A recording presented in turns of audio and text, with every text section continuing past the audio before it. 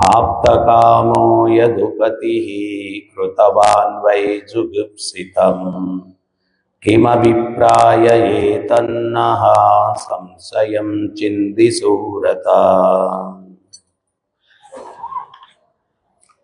ఓ సువ్రతుడా, పూర్ణ కాముడగు యదుపతి ఇంత జుగుప్సితమగుగా వర్తించుటలో ఉద్దేశం ఏమిటో వివరించి మాకు సందేహ నివృత్తి చేయుడు.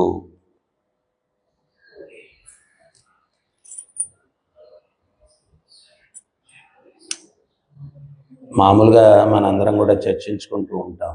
ఏంటది అంటే, ఏ సమాజంలో శాంతియుతమైనటువంటి వాతావరణం ఉంటుంది అంటే, పరాయి స్త్రీని తల్లి అన్న భావనతో ఎవరైతే చూస్తారో, పరాయి వస్తువును ధూళి అన్న భావనతో ఎవరైతే చూస్తారో, నాకు నివసించడానికి ఎంతైతే అర్హత ఉందో ప్రతి ఒక్కడికి అదే అర్హత ఉంది అనేటువంటి భావనలతో జీవించే వ్యక్తులున్న సమాజంలో శాంతి ఉంటుంది అని చెప్పి మనం రెగ్యులర్గా చర్చిస్తూ ఉంటాం. ఇక్కడ పరీక్షిత్ మహారాజు ఈ యొక్క అధ్యాయం వచ్చి రాసనృత్యం. సుఖదేవ గోస్వామి వారిని అడుగుతూ ఉన్నారు, ఆ దేవదేవుడు ఏ రకంగా పరస్త్రీలను స్పృశించాడు, ఏ రకంగా స్పృశించాడు. ఒక రకంగా మనం చెప్పుకుంటే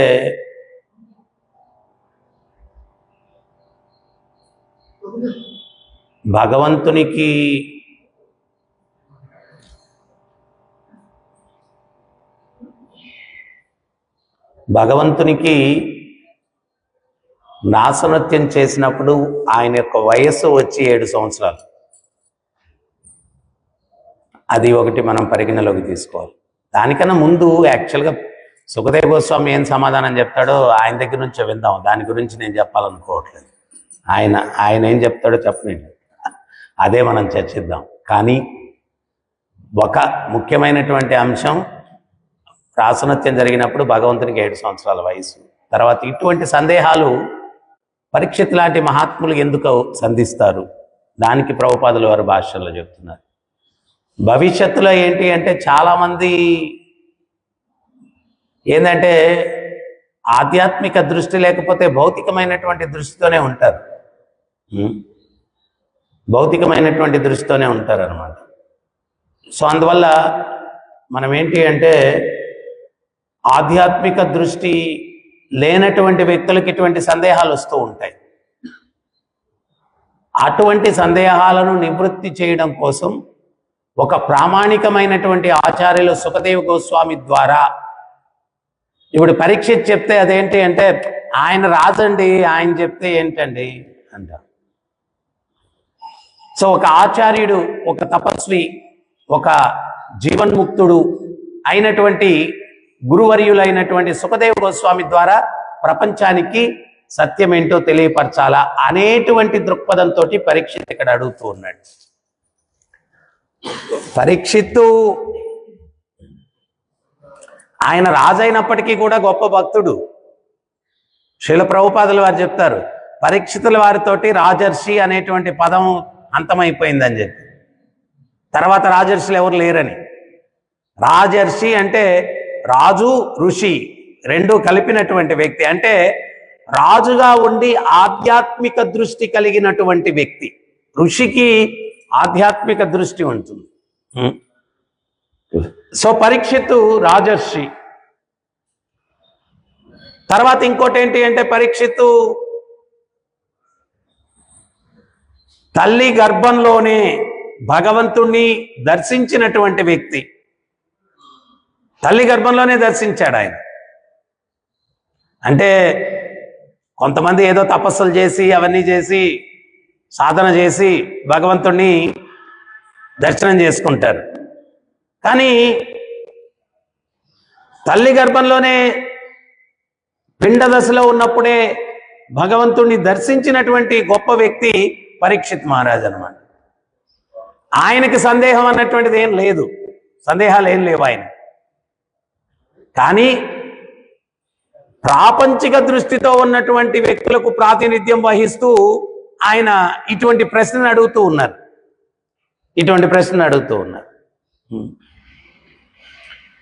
ఒక్కోసారి ఏంటి అంటే ఆధ్యాత్మిక ఉన్నతిలో ఉన్నటువంటి వ్యక్తులకు కూడా ఒక్కోసారి భగవంత్ తత్వం అర్థం కాదు. ఒకసారి కురుక్షేత్ర సంగ్రామంలో కౌరవులందరూ డిసైడ్ చేశారంట. ఏమని డిసైడ్ చేశారు? ఈరోజు ఎట్టి పరిస్థితుల్లో కూడా అర్జునుని చంపేయాలి. ఎందువల్లంటే అతన్ని కానీ చంపేస్తే కానీ యుద్ధం ఒక కొలిక్కి రాదు. సో అందరూ టార్గెట్ ఏంటి అంటే అర్జునుడి మీదే ఉంది. అందరూ మహారథులు, అతిరథులు అందరూ కూడా మొత్తం అర్జునుడి మీదే ఫోకస్ పెట్టారంట. కృష్ణుడు వాళ్ళందరి నుంచి తప్పించుకొని రథాన్ని అటు ఇటు రణరంగంలో తిప్పుతా ఉన్నాడు. తిప్పుతా ఉంటే ఆ అశ్వాలు అలసిపోయాయి, బాగా అలసిపోయాయి. అవేంటి అంటే కాళ్ళిట ముందుకు కూడా పెట్టలేనటువంటి పరిస్థితి, దప్పిక, చాలా అలసిపోయి ఉన్నాయి. అప్పుడు అర్జునుడితో చెప్పాడు కృష్ణుడు, అర్జున, భూమిలోకి ఒక బాణాన్ని సంధించు, పాతాళ గంగను పైకి తీసుకొచ్చి ఈ యొక్క అశ్వాల యొక్క దాహం తీర్చు అని చెప్పాడు. హరే కృష్ణ కృష్ణ కృష్ణ హరే హరే, హరే రామ రామ రామ హరే హరే. అశ్వాల దాహం తీర్చగలం కానీ నిద్రాదాహం తీర్చలేము. అశ్వాల దాహం పాతాళ గంగ నుంచి. సో అర్జునుడు బాణం వేశాడు, నీళ్ళు వచ్చాయి. ఒక్క అశ్వాన్ని తీసుకెళ్ళి నీళ్లు తాగిస్తా ఉన్నాడు. ఇదంతా ఒక 20 నిమిషాలు, అరగంట పట్టింది. అయిపోయిన తర్వాత అర్జునుకు రియలైజేషన్ వచ్చింది. ఇంతమంది నన్ను టార్గెట్ చేసి చంపాలని చెప్పి అనుకుంటూ ఉన్నప్పుడు నేను ఈ అశ్వాలకు నీళ్లు పట్టిస్తుంటే ఈ యోధులు ఎవరు కూడా నన్ను చంపకుండా వదిలేశారేంటి? నేను ఈ అశ్వాలకు నీళ్లు తాగిస్తూ ఉన్నాను, నన్ను వీళ్ళెవరు చంపలేదేంటి అని అర్జునునికి ఆశ్చర్యం కలిగి కృష్ణుని వంక చూశాడంట. కృష్ణుడు ఆ రథం మీద నిలబడుకొని త్రిభంగి రూపంలో తన మురళిని తీసుకొని, చేతిలో ఉన్న కోలు ఇవన్నీ పక్కన పెట్టేశాడంట. పెట్టేసి తన మురళిని తీసుకుని ఆ మురళీ వాయిద్యం వాయిస్తూ ఉంటే అక్కడ ఉన్నటువంటి యోధులందరూ కూడా ఆ దివ్యమంగళ స్వరూపాన్ని చూస్తూ వాళ్ళు యుద్ధంలో ఉన్నారా, బృందావనంలో ఉన్నారా అని మర్చిపోయి తదేకంగా ఆ యొక్క దర్శనంలో వాళ్ళు లీనమైపోయారనమాట. ఆ దర్శనంలో లీనమైపోయారు. వాళ్ళు కూడా ఏంటి అంటే చేతుల్లో ఆయుధాలు వదిలేశారు. వదిలేసి తన్మయత్వంలో, భక్తి పారవస్యంలో ఆ దేవదేవుని యొక్క దివ్యమంగళమైనటువంటి స్వరూపాన్ని దర్శిస్తూ వాళ్ళకు 2 కళ్ళు సరిపోవట్లేదు అనమాట. కులశేఖరుడు అంటాడు, ఏమయ్యా, ఒక్క నాలుక ఇచ్చావు, ఎంత నీ ఒక్క నాలుకతో శృతించగలం భగవంతుణ్ణి? 2 కళ్ళు ఇచ్చావు, ఆ 2 కళ్ళతో సరిపోవట్లేదు ఆ దివ్యమంగళ స్వరూపాన్ని చూడ్డానికి. 2 చెవులు ఇచ్చావు, సరిపోవట్లేదు ఆ శ్రవణం, ఆ లీలాశ్రవణం చేయడానికి సరిపోవట్లేదు ఆ 2 చెవులు అంటాడు కులశేఖరుడు. అట్లాగా వాళ్ళకి 2 కళ్ళు సరిపోవట్లేదు. తన్మయత్వంలో ఆ కృష్ణుని యొక్క దివ్యమంగళ స్వరూపాన్ని చూస్తున్నారు. అందుకని చెప్పి అర్జునుడి గురించి మర్చిపోయారు, కురుక్షేత్ర రణరంగం గురించి మర్చిపోయారు, అన్ని మర్చిపోయారు. ఆచార్యులందరూ భక్తి చేయి అని చెప్పి ఎందుకంటారంటే, మన జీవితంలో యుద్ధాలు మర్చిపోవాలా అంటే భక్తి చేయాలి. అందుకని మన జీవితంలో ఉన్నటువంటి యుద్ధాలు మర్చిపోవాలంటే భక్తి చేయాలా. వాళ్ళు అంత పెద్ద రణరంగంలో ఆ భగవంతుని యొక్క భక్తి స్వరూపాన్ని చూసి వాళ్ళు మేము యుద్ధంలో మధ్యలో ఉన్నాం అనేది కూడా మర్చిపోయారు, ఆయుధాలు కూడా వదిలేశారు. మీరు కూడా గమనించండి, ఎప్పుడన్నా చక్కటి ప్రవచనం వింటూ ఉంటాం, మన బాధలు ఏమైనా గుర్తొస్తాయా? గుర్తురావు. మంచి దర్శనం చేస్తాం, మన బాధలు ఏమైనా గుర్తొస్తాయా? గుర్తురావు. మంచి కీర్తన, భజనలో పాల్గొంటాం, మన బాధలు ఏం గుర్తురావు. అదే భావన రోజంతా మెయింటైన్ చేసేటువంటి నైపుణ్యాన్ని మనం భక్తి సాధన ద్వారా పెంపొందించుకుంటే ఏ బాధ మనల్ని కలత పెట్టదు. అప్పుడు ఏ రోగం మనకు రాదు. అన్ని రోగాలకు మూలం మానసిక బాధలే కదా, అన్ని రోగాలకు మూలం అదే. ఎప్పుడైతే ఆ మానసిక బాధల నుంచి విముక్తి పొందుతామో. మన పూర్వీకులు చాలా తెలివైనటువంటి వాళ్ళు. అందుకని వాళ్ళు ఏంటి అంటే ఉదయం సాయంత్రం భక్తియుక్త సేవలో నిమగ్నం అయ్యేవాళ్ళు. అందుకనే ప్రభుపాదులు వారు చెప్తారు శాండ్విచ్ ప్రోగ్రామ్ అంటారు. కింద బ్రెడ్ ఉంటుంది, పైన బ్రెడ్ ఉంటుంది. రోజులో ఎట్లాగో మసాలానే జీవితం, మధ్యలో కారం ఉప్పు రోజంతా అట్టు ఉంటుంది. కింద మెత్తగా ఉంటుంది, పైన మెత్తగా ఉంటుంది. ఉదయం భక్తి సాయంత్రం భక్తి చేస్తే మధ్యలో మసాలా, ఆ రెండు ఉంటే మసాలాని కొంచెం ఎంజాయ్ చేయగలం, శాండ్విచ్ని ఎంజాయ్ చేయగలం. ఆ కిందది పైది బ్రెడ్ లేదనుకోండి, ఒట్టి మధ్యలో కూర, అది అదే కష్టం.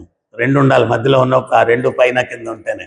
అట్లాగే ఉదయం సాయంత్రం భక్తి చేసినప్పుడే మనం రోజులో ఉన్నటువంటి మసాలాని తట్టుకోగలం, దాన్ని ఎంజాయ్ కూడా చేయగలం. అందుకని ప్రభుపాదులు వారు చెప్పారు శాండ్విచ్ ప్రోగ్రామ్, ఉదయం సాయంత్రం భక్తి చేయండి అని చెప్పారు. సో అందుకని ఆ భక్తికి ఉండేటువంటి శక్తి అది అనమాట, శక్తి అది. నేను ఒక ముఖ్యమైనటువంటి విషయం చెప్తూ ఉన్నాను. నేను మనందరం కూడా భక్తి ఆ భగవంతుడు ఇచ్చినటువంటి సందేశంలో ఉన్నటువంటి సారాంశాన్ని స్వీకరించి దానికి అనుగుణంగా జీవితాన్ని మలుచుకొని జీవించడానికి భగవంతుడు సందేశం ఇచ్చాడు. ఫర్ ఎగ్జాంపుల్ భగవద్గీత తీసుకుందాం. భగవద్గీత తీసుకుంటే భగవద్గీత దేనికి ఇచ్చాడు భగవంతుడు? మన గీతా జయంతి వచ్చింది, బట్టీలు పట్టేసి శ్లోకాలన్నీ కూడా ఫటాఫటా చెప్పేయటం అది కాదు. ఆ శ్లోకాల అర్థం ఏంటి, దాన్ని నా జీవితంలో ఎట్లా ఉపయోగించుకోవాలి. నేను ఒక కథ చెప్తూ ఉన్నాను. నేను ఒక సాధువు ఒక ఆయన పోతూ ఉంటే ఒక చిలక కనిపించిందండి. ఆ చిలక రామా రామా అనిందంట 2-3 సార్లు. సాధువు ఇంప్రెస్ అయిపోయాడు, రే ఇదేదో భక్తి చిలక ఉన్నట్టుంది అని చెప్పి ఆ చిలకని తీసుకొని ఆశ్రమంలోకి పెట్టుకున్నాడు. అది అప్పుడప్పుడు రామా రామా అంటున్నాను. మనం కూడా అప్పుడప్పుడు అంటాం కదా, ఆనందం ఉన్నప్పుడు అనకపోయినా దుఃఖం ఉన్నప్పుడు ఖచ్చితంగా అంటాం రామా కృష్ణ, అప్పుడు గుర్తొస్తాడు ఆయన. సుఖం ఉంటే ఆనందం ఉంటే మనమే కృష్ణుడు అనుకుంటాం, మనమే రాముడు అనుకుంటాం అహంకారంతో. సో అది అప్పుడప్పుడు రామ అంటుంటే అప్పుడు ఈయన అనుకున్నాడంట, ఈ చిలకని ఎప్పుడన్నా నేను కాపాడుకోవాలా జాగ్రత్తగా, ఎందువల్లంటే ఇది కొంచెం భక్తిలో ఉంది కదా అని చెప్పి దానికి ఒక సందేశం ఇచ్చాడంట. ఏంటి ఆ సందేశం అంటే, వేటగాడు వస్తాడు వల పన్నుతాడు గింజలు వేస్తాడు నువ్వు కూర్చుంటే బందీ అయిపోతావు అన్నాడు. ఏమన్నాడు? వేటగాడు వస్తాడు, వల వేస్తాడు, గింజలు వేస్తాడు, ఆ వల మీద నువ్వు కూర్చుంటే బందీ అయిపోతావు అన్నాడంట. ఇది నేర్చేసుకునేది, అది రెగ్యులర్ పాట అయిపోయింది. రామ కన్నా ఎక్కువగా వేటగాడు వస్తాడు, వల వేస్తాడు, గింజలు వేస్తాడు, వెళ్ళి మనం కూర్చుంటే బందీ అయిపోతాము అని చెప్పి ఈ పాట రోజు పాడుతూ ఉంది. ఈయనేమనుకున్నాడంటే, ఓహో సత్యం తెలుసుకుంది, ఇది జాగ్రత్త పడుతుంది. వేటగాడు వచ్చినప్పుడు ఆయన చార్ధామ్ యాత్రకు వెళ్తూ ఇంకేముంది మర్మం చెప్పేశాను కదా, జాగ్రత్తలు చెప్పేశాను కదా, ఇంకా తాను రక్షించుకుంటుందిలే అని చెప్పి దాన్ని ఆశ్రమంలో వదిలేసి వెళ్ళిపోయాడు. ఆయన వెళ్ళిపోగానే వేటగాడు వచ్చేసాడు. ఇది చెట్టు మీద కూర్చొని వేటగాడు వస్తాడు, వల వేస్తాడు, గింజలు వేస్తాడు, వల మీద కూర్చుంటే బందీ అయిపోతాము అంటాం.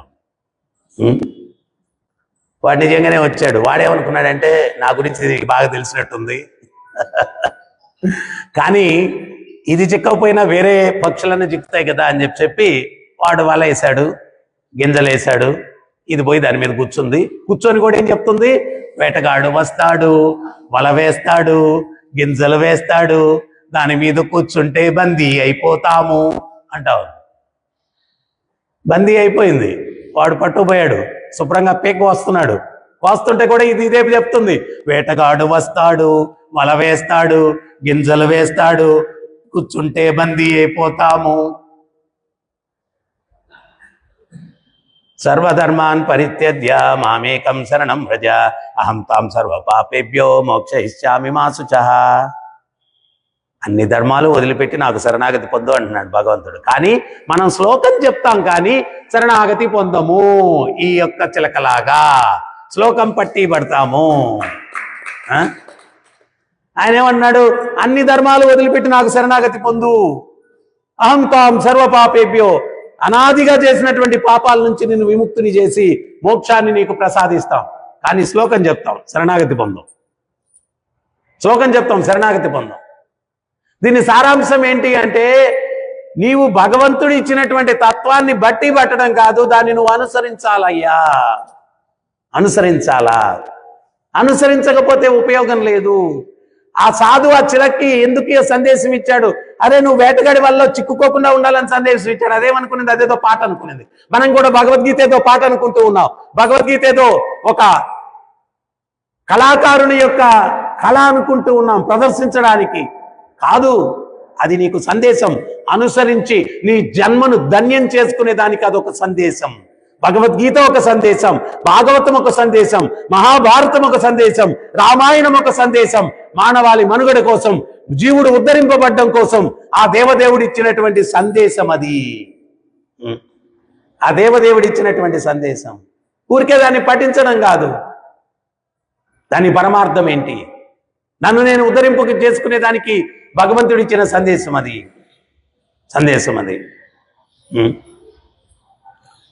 సో అందువల్ల మనం ఏంటి అంటే వీటన్నిటినీ కూడా దాని యొక్క పరమార్థం అర్థం చేసుకోవాలి. కొన్ని రోజులు మనం ఈ యొక్క జాగ్రత్త అన్నటువంటి తీసుకోకపోతే ప్రతిదీ కూడా మెకానికల్ అయిపోతుంది. పాడుతూ ఉన్నాం, భావన ఉండదు. వింటూ ఉన్నాం, భావన ఉండదు. చదువుతూ ఉన్నాం, భావన ఉండదు.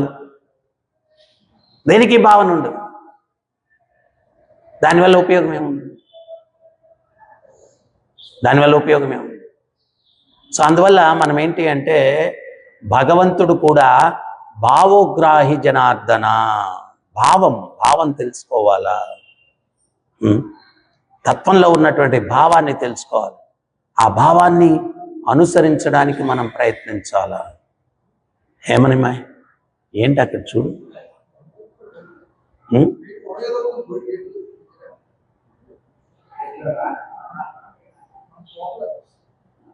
సో మనం ఏంటి అంటే ఈ యొక్క భావన పరమార్థం భగవంతుడు ఏమిచ్చాడు, ఎందుకోసం? మనం జీవులం మనకున్నటువంటి స్వతంత్రతను దుర్వినియోగం చేసుకుని ఆధ్యాత్మిక జగత్తు నుంచి భౌతిక జగత్తుకు వచ్చాం. ఇక్కడ ప్రకృతి గుణాల యొక్క ప్రభావం వల్ల బద్ధులమైపోయాం. భగవద్గీతలో భగవంతుడు చెప్తూ ఉన్నారు, ప్రకృతి క్రియమాణాని గుణై కర్మాణి సర్వసం అహంకార విమూఢాత్మ కర్తాహమితి మన్యతే. ప్రకృతి గుణాల యొక్క ప్రభావం వల్ల మనలో అహంకారం యొక్క ప్రభావం. అహంకారం అంటే ఏంటి? అహం అంటే నేను, ఆకార, ఈ శరీరంతో మనల్ని పోల్చుకోవడం. ఫర్ ఎగ్జాంపుల్, ఒక 10 years తర్వాత కొంతమంది ఉండం, 20 years తర్వాత కొంతమంది ఉండం, 30 years తర్వాత ఇంకొంతమంది ఉండం. కానీ ఉన్న రోజులు ఏమనుకున్నాం? నేనే ఈ శరీరం అనుకున్నాం. మరి ఏమైపోయింది ఆ శరీరం? సో శరీరం నువ్వు కాదు, శరీరంలో ఉన్నటువంటి ఆత్మవి నువ్వు. నా శరీరం అన్నాం, కానీ నేనే శరీరం అని ఎవరన్నా అన్నాడా? నా శరీరం అన్న. నా ఇల్లు అంటే ఇల్లు నేను కాదు, ఆ ఇంటిలో నేను ఉంటున్నాను. నా శరీరం అంటే ఆ శరీరంలో ఉన్నటువంటి నేను. ఆ నేను ఎవరు? ఆత్మస్వరూపుడు. ఎవరు ఆత్మస్వరూపుడు? భగవంతుని యొక్క అంశ. మమ ఇవాంశో జీవలోకే జీవభూత సనాతన. కానీ ఈ యొక్క ప్రకృతి గుణాలు ఏం చేస్తాయి అంటే నువ్వే ఈ శరీరం అనేటట్టుగా నిన్ను భావింపజేస్తాయి, గుణాల యొక్క ప్రభావం. సో దానివల్ల ఏంటి అంటే మనం నా ఇల్లు, నా పరివారం, నా శరీరం అంటూ జీవితాలు గడుపుతూ ఉంటాం. భగవద్గీతలో భగవంతుడు చెప్తున్నాడు, నువ్వు శరీరం కాదు, నువ్వు ఆత్మస్వరూపుడివి, నా అంశవి. ఏం చేయాలా? ఇక్కడ ఉన్నంత వరకు దుఃఖాలు ఉంటాయి. ఆ బ్రహ్మ భువనాన్ లోకో పునరావర్తినోర్జున మాముపేద్యంతు కౌంతేయ పునర్జన్మన విద్యతి. బ్రహ్మలోకం నుంచి పాతాళలోకం దాకా ఎక్కడ వెళ్ళినా పునర్జన్మ ఉంది. ఎక్కడ పునర్జన్మ ఉందో మృత్యు ఉంది. ఎక్కడ మృత్యు ఉందో పునర్జన్మ ఉందో మధ్యలో 2 ఉన్నాయి, ముసలితనం, వ్యాధి. ఎవడన్నా తప్పించుకోగలరా? ఎవడి వల్ల కాదు. వ్యాసుల వారి తాతగారు శక్తి, ఆయన పేరు శక్తి. ఒకరోజు వ్యాసుల వారి దగ్గరికి వచ్చారు. వచ్చి, ఏ వ్యాస, భగవత్ స్వరూపం అంటారు కదా నిన్ను, నాకు మృత్యువు లేకుండా చేయరాదు అన్నాడు. అంటే వ్యాసుల వారు అన్నారు, ప్రకృతి నియమానికి విరుద్ధమైన కోరిక కోరుకుంటున్నారు మీరు. మృత్యువు లేకుండా ఎవరుండరు. ఎందువల్ల? ఇది మృత్యులోకం, ఇది మృత్యులోకం. మృత్యువు లేకుండా ఎవరికి ఉండదు. అదేమయ్యా నువ్వు భగవత్ స్వరూపం, మరి దేనికి నాకేమాత్రం సహాయం చేయకపోతే? ఆయనతో అంత గట్టిగా మాట్లాడేసరికి ఆయన అన్నారు, మృత్యువు లేకుండా అయితే చేయలేను, కానీ ఆ మృత్యువుకి ఇన్ఛార్జ్ అయినటువంటి యమధర్మరాజు దగ్గరికి తీసుకెళ్తాను నేను మిమ్మల్ని. ఆయన ఏమన్నా మీకు సహాయం చేస్తాడేమో చూద్దాం. సో తాతగారిని తీసుకొని వ్యాసుల వారు యమధర్మరాజు దగ్గరికి వెళ్ళారు. యమధర్మరాజు వ్యాసుల వారిని చూడగానే నమస్కరించుకొని, స్వామి ఏంటి ఇట్లా వచ్చారన్నారు. మా తాతగారండి, ఆయన ఒక వింత కోరిక కోరారు, మీరు ఏమన్నా సహాయపడతారేమో అని మీ దగ్గరికి తీసుకొచ్చాను అన్నాడు. ఏంటి ఆ వింత కోరిక అన్నాడు. మృత్యువు లేకుండా ఉండాలంట, మృత్యువు లేకుండా ఉండాలంట. యమధర్మరాజు అన్నాడు, అసలు నా ప్రమేయం ఏముందడండి, అందరు అనుకుంటారు నేను ఇన్ఛార్జ్ అని. కాలపురుషుడు వచ్చి నాకు చెప్తాడు, మీ టైం అయిపోయింది, మీ టైం అయిపోయిందని. నేను ఆదేశం ఇస్తాను యమకింకర్లకి, పోయేవాడిని పికప్ చేసుకురంటారా అని చెప్పి. అంతేగాని కాలపురుషుడు ఆదేశం మీద ఉంటుంది, నేనేం చేసేది లేదన్నాడు. మరి కాలపురుషుడిని అడుగుదామా అని ఆయన్ని పిలిచారు. ఆయన ఏమన్నాడంటే, స్వామి మీకు తెలియదు ఏముంది, చిత్రగుప్తుడు పుస్తకం చూసి చెప్తాడు వీ టైం అయిపోయింది, వీ టైం అయిపోయిందని. దాన్ని బట్టి నేను మరి చిత్రగుప్తుని అడుగుదాం. చిత్రగుప్తుని పిలిచారు. ఏమయ్యా, మా తాతగారి కోరిక ఇది, మృత్యువు లేకుండా ఉండాలని, మీరేమన్నా సహాయపడతారా? చిత్రగుప్తుని అన్నాడు, మీకు తెలియదు ఏముంది స్వామి, నేను రైటర్ని కాదు రీడర్ని స్వామి అన్నాడు. నేను రాయని దీంట్లో, రాసేది పరమాత్మ హృదయంలో కూర్చొని ప్రతి ఒక్కడి చిట్టాపద్దు ఆయనే రాసేది, నేను కాదు. నేను ఊరికే చదివి చెప్తాను, మీ తాతగారి గురించి ఏముందో చదివి చెప్పమంటే చెప్తానన్నాడు. మరి ఏదన్నా చేయవయ్యా అన్నాడు. శక్తి అనే పేజీ తీశాడు. శక్తి అని పేజీ తీస్తే మొదటి లైన్లో ఏముందంటే, ఈయనకు మృత్యువు లేదు అని ఉంది. చదివాడు. ఈయన ఎగిరాడు. నేను అదే కోరుకున్నాను కదా. అయ్యా రెండో లైన్ ఉంది అన్నాడు. చదువు మరి అన్నాడు. నలుగురు వ్యక్తుల్ని ఏకకాలంలో ఎప్పుడైతే ఈయన కలుస్తాడో అప్పుడు పోతాడు ఈయన. ఆ నలుగురు వ్యక్తులు ఎవరు అంటే, వ్యాసుడు, యమధర్మరాజు, కాలపురుషుడు, చిత్రగుప్తుడు. ఫినిష్. దుఃఖాలయం అశాశ్వతం, ఇది దుఃఖాలకు ఆలయం. ప్రభుపాదుల వారి దగ్గరికి ఒక ఆయన వచ్చాడు. మీ ప్రవచనాల్లో 24 గంటలు పోతాడు పోతాడు పోతాడు అంట చర్చిస్తుంటారు ఏంటి స్వామి అన్నాడు.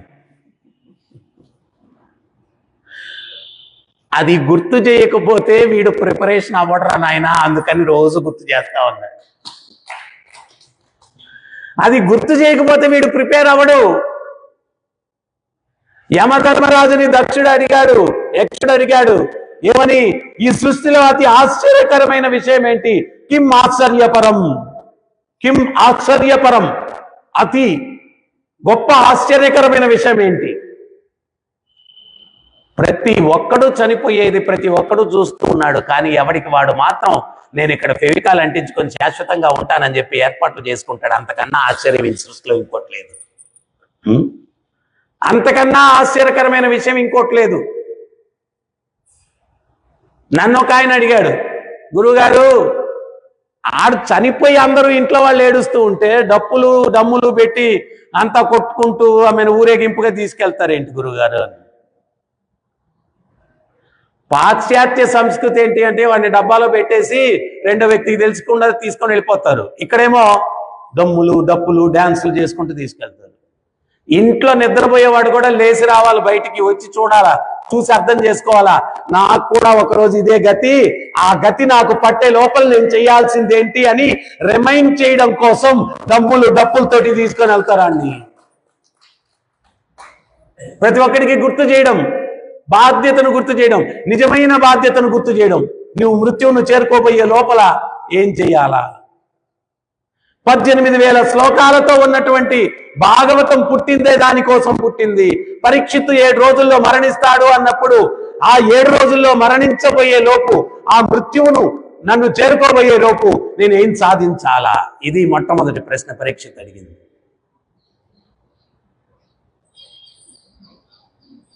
మన సనాతన సంస్కృతిలో ఉన్నటువంటి సందేశాలన్నీ అటు తిరిగి ఇటు తిరిగి అటు తిరిగి ఇటు తిరిగి ఈ దుఃఖాలయం నుంచి బయటపడి భగవంతుని ఎట్లా చేరుకోవాలా అనే దగ్గరికే తీసుకెళ్తాయి. ఫైనల్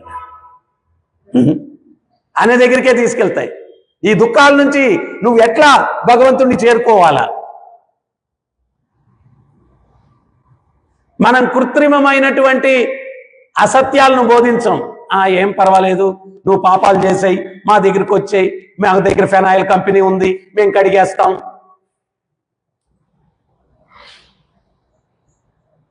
మనం చెప్పమే, నువ్వు పాపం చేయొద్దు, చేయకుండా ఉండాలంటే నీలో నిగ్రహశక్తి ఉండాలా. నిగ్రహశక్తి రావాలంటే భక్తిలో ఉండు. భక్తి ద్వారా ఆ ఉన్నత రుచిని ఎప్పుడైతే అలవర్చుకుంటావో అధమ రుచులను ఆటోమేటిక్గా వదిలేస్తావు. ఇది మనం ఇచ్చే సందేశం, సనాతన సంస్కృతి ఇచ్చే సందేశం. నువ్వు పాపాలు చేసిన కొద్దీ ఇక నువ్వు బదుడు అవుతావు. యజ్ఞార్థ కర్మణో నేత్ర లోకోయం కర్మ బంధన తతత్వం కర్మ కౌంతేయ ముక్త సంఘ సమాచార. ఏ యజ్ఞమైనా నీ ఇంద్రియ తృప్తి కోసం చేస్తే నిన్ను ఇక్కడ బద్ధుణ్ణి చేస్తుంది. నన్ను సంతృప్తి పరచడానికి చేస్తే భావబంధనాల నుంచి నిన్ను విముక్తుని చేస్తుంది. భావబంధనాల నుంచి నేను విముక్తుని చేస్తుంది. అందుకని మనం ఏంటి అంటే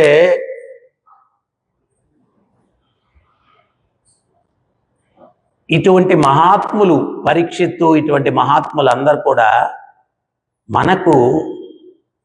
మనలో ఆధ్యాత్మిక పూర్ణత్వం లేనప్పుడు కలిగే సందేహాలు, ఆధ్యాత్మిక పూర్ణత్వం లేనప్పుడు కలిగే సందేహాలు ఏంటది?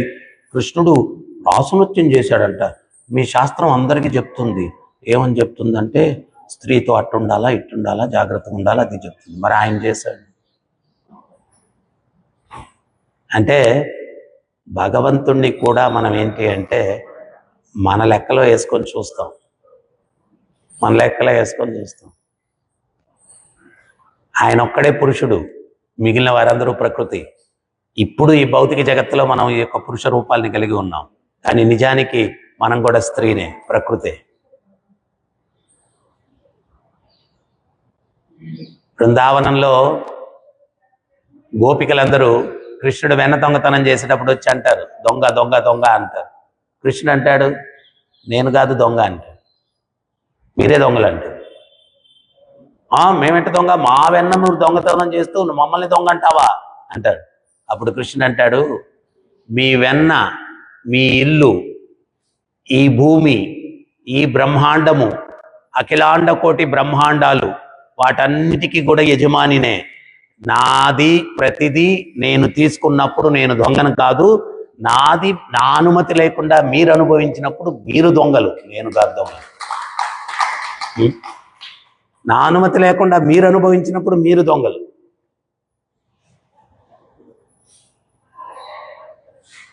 ఆ గోపికలందరూ ఆయన ప్రోడక్ట్సే, ఆయన సృష్టించినటువంటి వాళ్ళే.